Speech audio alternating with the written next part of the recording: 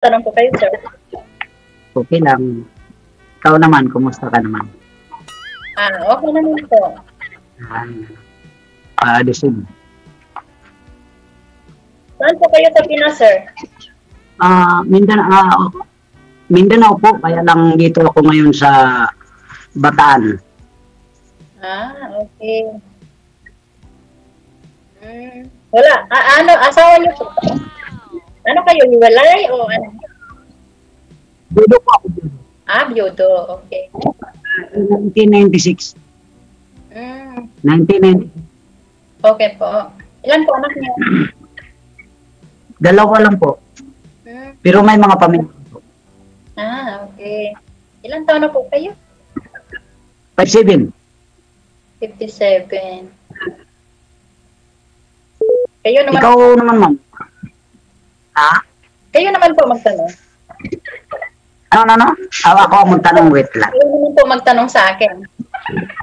Sige po. Ikaw naman, taga sa Pinas. Sa Bulacan, yung anak ko sa Bulacan, pero talagang Dumaguete po ako. Isaya. Dumaguete? Cebuano po. Saan Dumaguete? Sir, saglit lang ho. Saglit lang ho. Sir, iangat niyo po yung cellphone mo, sir. Iangat po ninyo kasi nagtutok-back po, bumabalik po yung boses namin. Iangat niyo po yung puwet. Ganyan. Okay. Iangat lang po, iangat. Bawasan po ninyo yung volume. Thank you po. Saan ka sa Dumaguete, ma'am? Sa Tanay po. Tanay, Pamplona, Tanay. Pamplona, Tanay. Opo. Kaya man ho yung ano ko, mother ko. Taga Manuyod. Malapit lang po tayo. Pero ang Tanay, may kapatid ako Pamplona rin, mga Moreno family. Matagal na po kasi wala ako doon sa amin, sa Bisaya, wala na po ako sa matagal na. Pareho tayo. 17 years kasi, 17 years old ako, napunta na ako ng Maynila. Tapos, doon ako nakapag-asawa. Doon na rin na wala yung asawa ko, ganon. Anong nawala yung asawa mo? Ano pa? Excuse me. Paano nawala? Nahulog o patay? Opo, namatay siya po. Aksidente, may pagawaan po kami ng tapos nasunog po siya, nasiklaban. Ayan, noong 2015 po. Ilang taon pa lang. Ako, 1996 pa lang. Yung matagal ka na hindi nakauwi ng Manila. Ibig sabihin, sa Bulacan, mayroon kayong lupain sa Bulacan? Wala po akong lupain, kundi may dahon, may mga kubo kami doon. Kubo lang po, kubo lang. Wala akong sariling lupa pa, kubo lang. Doon yung mga anak ko. Nandun nakatira yung mga anak ko. Saan kayo sa Bulacan ate? Santa Maria. Santa Maria. Malapit kasi diyan ako na destino dati. Sa Bulacan naman ako, nagtrabaho kami ng Bimig. Sa Bimig ako. Santa Maria yung Bimig. Paggawaan ng mga ng baboy. Diyan din, magkalapit. Hindi kasi ako taong lakwatsiro. Kung saan ako na destino din ako. Hindi mag So, matagal ka na dyan pala sa Bahrain. Nakailang balik ka na dyan? Walang taon na po ako. Okay. Matagal-tagal na rin. Ibig sabihin, hindi ka dyan sa Bahrain, baka hindi ka nakapag-asawa dyan. Hindi po. Hindi. Wala po kami D.O. Saka hindi. Nag-asawa nandito. Trabaho po ang pinunta. Hindi asawa. Hindi, wala naman. Ikaw, advantage ka naman. Wala naman ako sinabi. Ibig sabihin ko, baka nakapag-asawa ka rin dyan. Pero okay. Kailang huli umuwi ka dito sa Pinas? Kailan ka nakauwi dito pa? Noong 2022, umuwi po ako. Umuwi po ako noong 2022. Tapos nakabalik ako ito ng 2023 months. Matagal pa uwi mo sa next year pa kasi 2 years contract yata. Opo, uwi din ako ng March. March. Malapit na din. Oh, baka sakali siguro. Mabuhay pa tayo. Sana mabuhay pa tayo. Bigyan pa tayo ng Lord.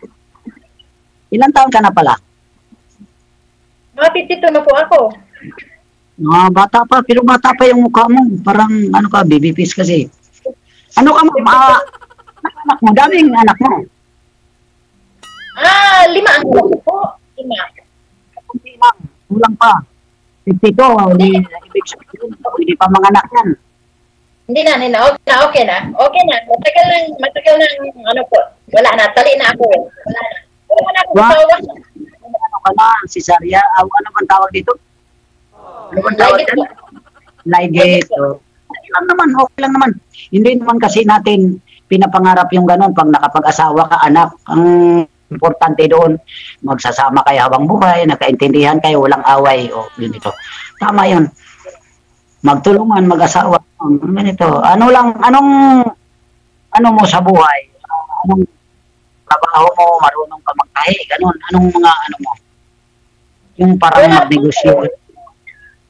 Itong pag, sabi ko nga, itong pag-gusto na lang ako ng konti.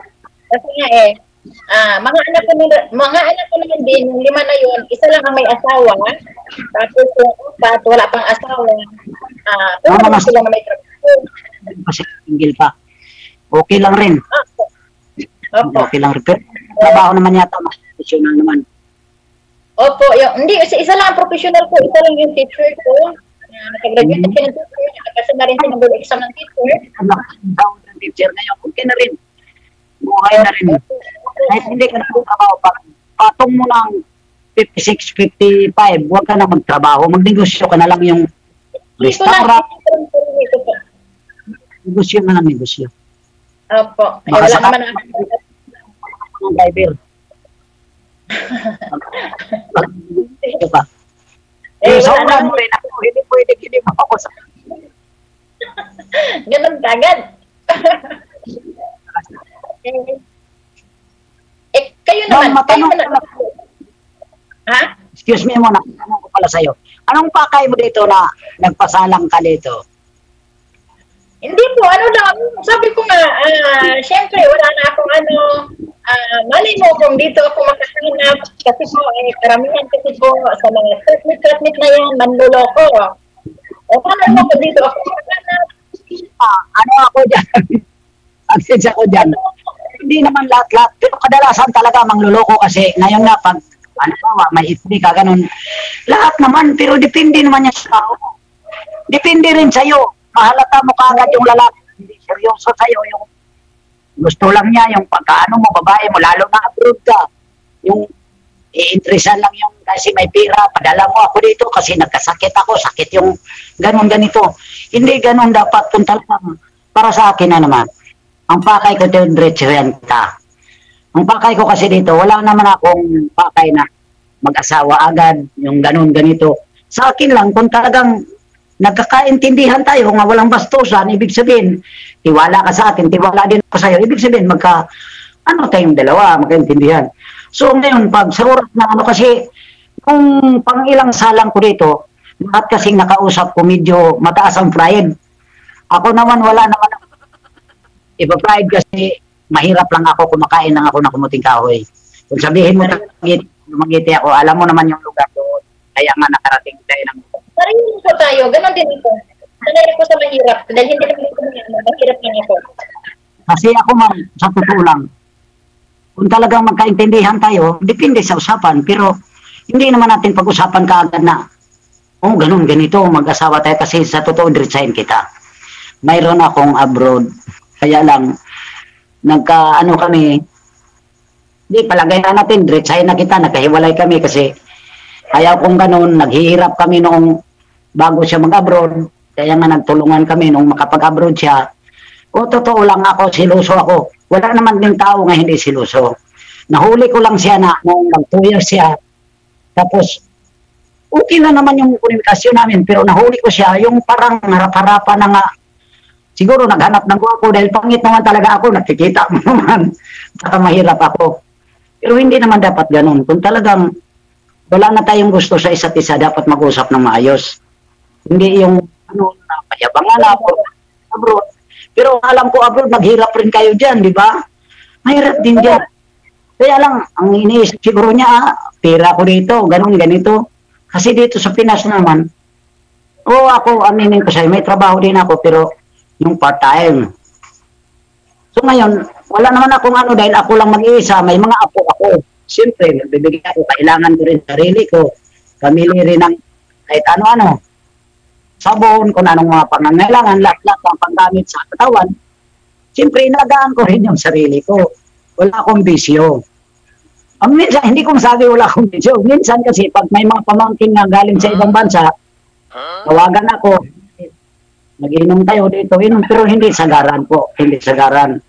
Ganun lang. Pero, so ngayon, kung talagang, ngayon siguro, maswerte ako nga, nagkausap tayo, ganito nga, nakita kita, parang, dito ulog yung loob ko sa'yo dahil mabait ka, hindi ka mataas.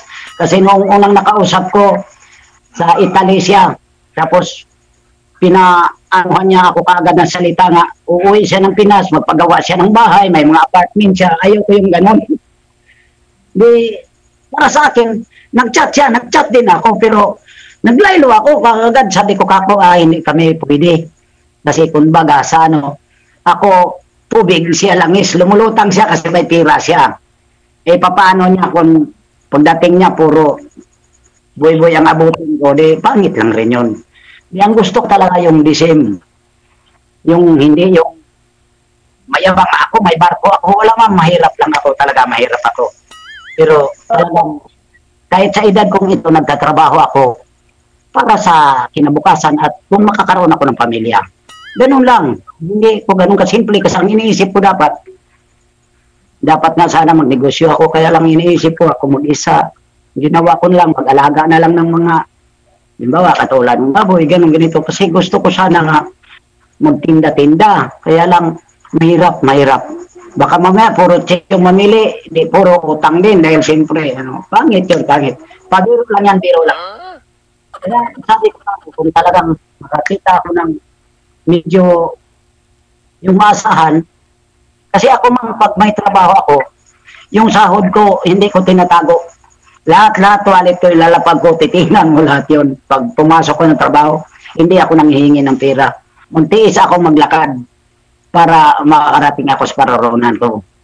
Hindi ako na ganang ganito sa gana, porket abroad yung mayabang, pangit kasi, hindi nyo pinupulot yung pera dyan. Mahirap. Totoo po, hindi madaling mag-abroad. Nandoon na yung pangungulila sa pamilya. Kasi ako luha, talagang dasal. Nangapod-pod halos yung tuhod ko kakadasal na sana makapag-abroad. Pero nung nag-abroad, parang nagbago. Alam mo, totoo, no? Nung umalis siya, nung isang buwan siya doon, tawag siya sa akin, sabi niya, may pira ka, ang gawin ng pira mo, mamili ka mga daming gamit na request. Bumili ako kasi gusto ko sana magtayo kami ng bikiri. Kaya lang, biglang naglaho. Hanggang ngayon nga, mayroon pa po mga gamit niya natira kasi sabayan sana namin ng prito-prito naman. Mga kawali ko ngayon, malapit na kalawangin dahil parang bigla talagang nawalaan ng pirsa ba na bakit ganun? Naudlot. Ayan, sir, pag uwi ko, itutuloy natin yan. Ma'am, aywan ko lang talagang depende sa'yo kung may komunikasyon tayo, kung hindi ka mamimili ng gwapo, pero ako honest ako, ma'am. Ito, sabihin ko sa'yo, kung magkasundo tayo, wala tayong lukuhan. O sasabihin ko sa'yo, kahit 5 hindi ko inasahan yung pira mo dahil nagtatrabaho ako. Gusto ko, kung magkasundo tayo, kung anong kita mo dyan, para sa'yo lang. Kung pag-uwi mo dito, sabihin mo, di ba may trabaho ko rin dito? Ipag-ano natin ng natin dalawa para makapagtayo tayo ng pagsimulaan natin parang sa kinabukasan natin. Kahit may edad na tayo, bilay mo kung hindi tayo kunin ni Lord agad baka panaraw tayo ang titingalarin tao. Ganun lang yun. O sa totoo lang, hindi madiman, ma'am. Sabihin ko sa'yo na sakit yung ko, sakit kahit anong padalahan mo ako ng birahin mo. Never ako ng ganun. Kasi hindi ako mukha. O sa totoo lang. Depende. Kung nagkasundo tayo kasi ang balak ko kasi, ma'am. Kasi may motorcycle kasi ako. Kung gusto ko, kabitan ko ng tricycle tapos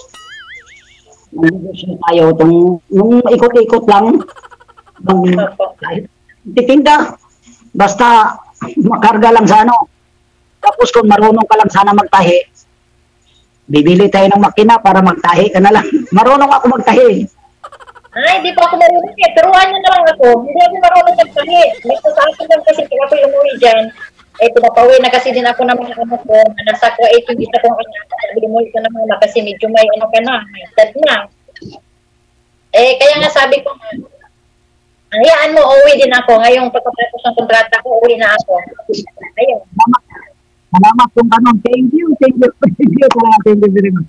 Kung talagang magkakasundo tayo na ganito, pag-off natin mamaya, kung ano, siyempre papatuloy tayo mag-usap pag i-off tayo ni DJ. Bigay mo na lang yung ano mo sa akin, bigay ko rin yung ano ko para may komunikasyon tayong dalawa. Pero wala tayong lokohan. Ako po, hindi ako marunong manloko po. Hindi ako marunong manloko ng tao ko. Ako pa yung niloloko po. Sa totoo lang, ako yung niloloko na nakakita ko na through online. Ako lang ito, yung sabihin, chatmate lang ba? Pero niloloko ako. Lahat na pinigay ko sa kanya, pero niloloko niya ako. Kaya sako. Ayoko na. Ayoko yung ganyang kawawa.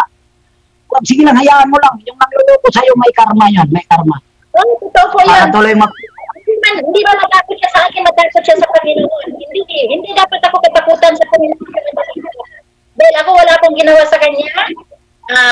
Tuloy-tuloy ako nag-nag sa kanya. Pero nalalaman ko rin po, mayroon ng babae pala. May ibang account. Ay, pangit. Pangit yun. Ako kung gusto. Pero huwag na lang. Kasi, alam mo, sa totoo lang, baka magulat ka. Kasi yung FB ko kasi nakalap.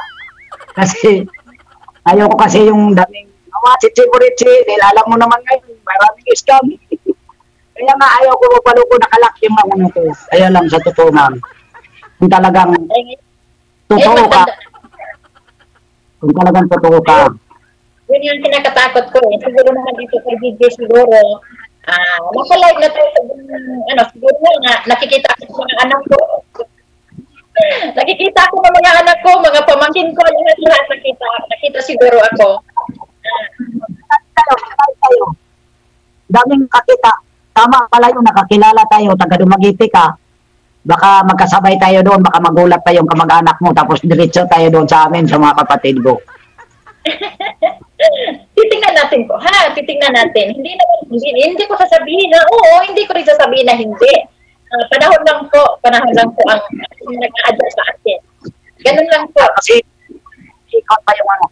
Pero tama yun. Pero habang ano tayo, dasal, Katoliko ka ba? Opo, Katoliko. Tayo. Dasal lang, dasal. Hayaan mo. Oh. Dahil simula ka, dasal ako lagi na sana lagi kang healthy dyan. Ayaw kong wala ka sana. Kung sa natin. So ito, bigyan kita ng magandang lo. Pag sa oras na tayo na, hindi rin yung talagang totoo ka, honest din ako. Yung wala tang tinatago sa isa't isa na ganito. Kasi ikaw, sa totoo lang, resign kita, ikaw, may ipon ka, may pila ka, ako nasa Pinas. Pero ako, simula ngayon, hindi ko naman sa... Wala pa rin akong karamihan na ipon ko kasi pagmula sa anak ko, ayun kasi ako anak na yung panganay ko, may anak, masuportahan ko. Tapos yung lahat,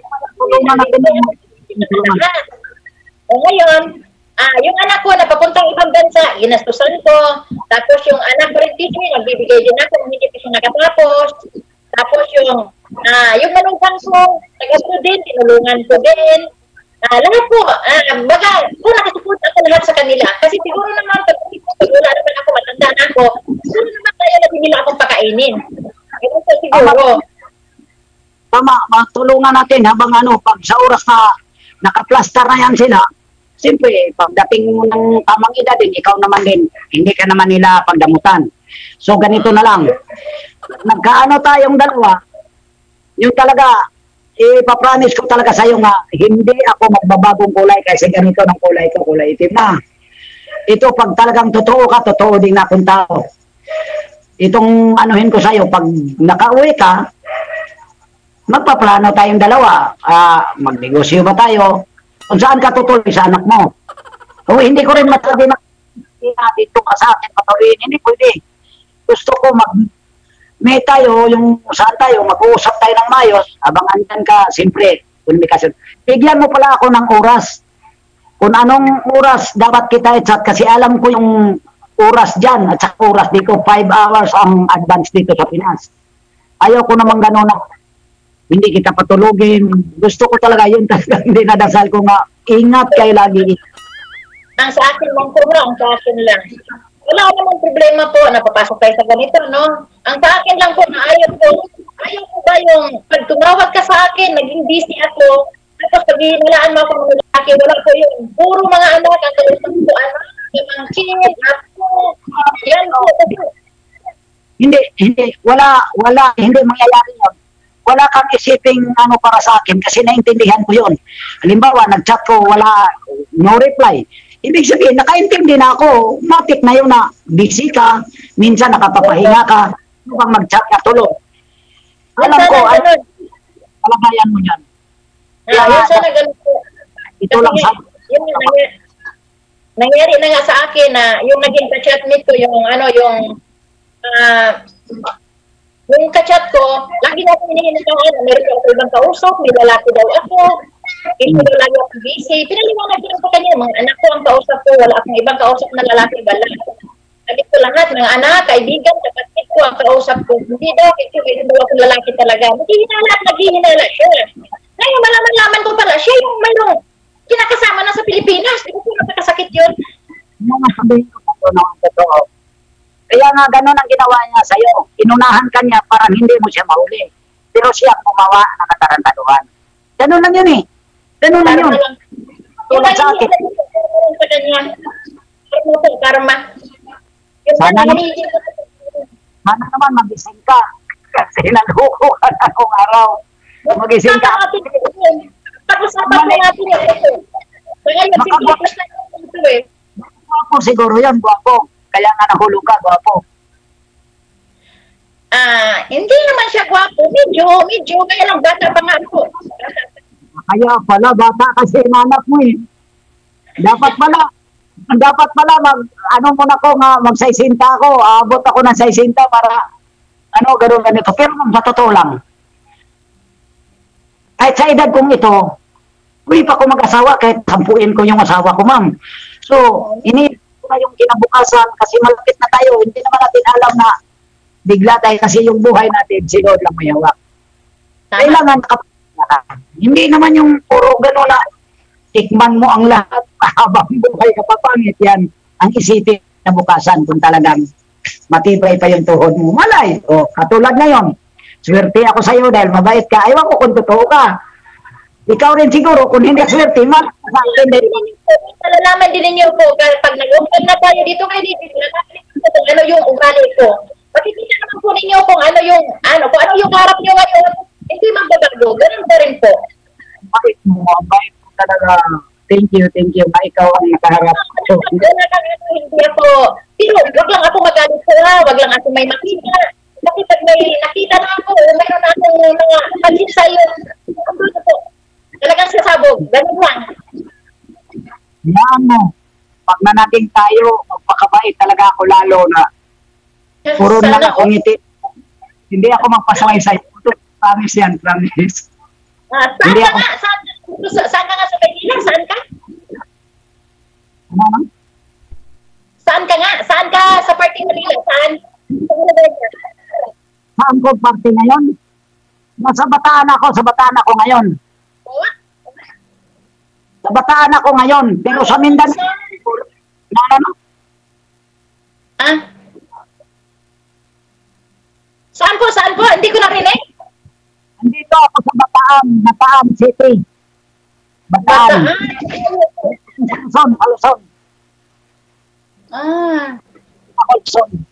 Bataan. Malapit lang naman sa Bulacan po yan, ano?